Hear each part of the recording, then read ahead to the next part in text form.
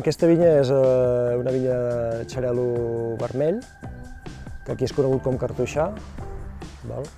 Era una varietat molt arrelada aquí, a la zona aquesta, i s'estava perdent una mica i la família de mon avi va voler recuperar aquesta varietat i van fer aquesta petita plantació. No arriba a 1 hectàrea i la veritat que és una varietat molt agraïda.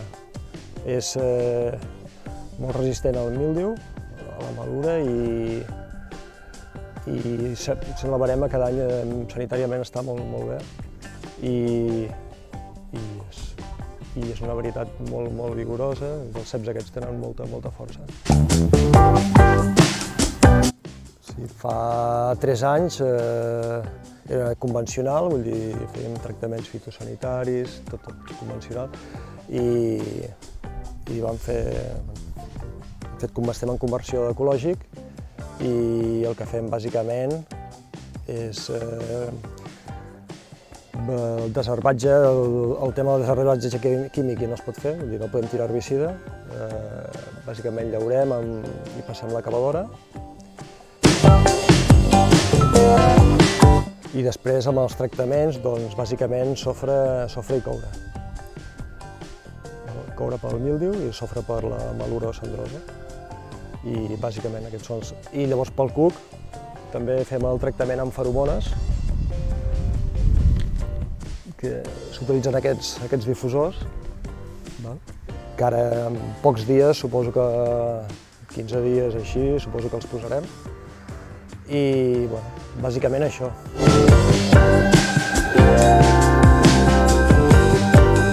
Nosaltres tenim una petita granja i d'allí traiem els fems, els compostem en un femer i al cap de mig any els utilitzem per abonar la vinya.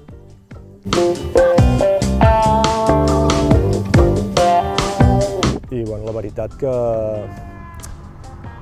entre la granja, la granja que era abans una activitat complementària, i la vinya, tot fa que es rutlli, no? I pots aprofitar els fems que extreus de la granja per abonar la vinya, per abonar els garrofers. Pots tancar una mica el cercle d'aquesta manera.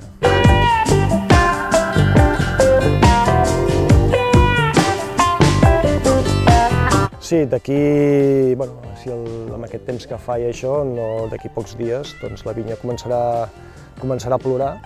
Veurem per aquí a les brocades, els talls, que començaran a caure com si plorés, com si fos un plor, com si caigués una gota.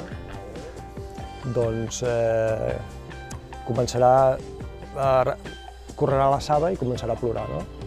Llavors, això vol dir que el cep es desperta, no? Llavors els borrons aquests s'acabaran d'inflar i s'obriran i d'aquí sortiran els brots i llavors ja passarem a tot l'estat, tot el tema de floració i començarà ja la vida aquí a la vinya.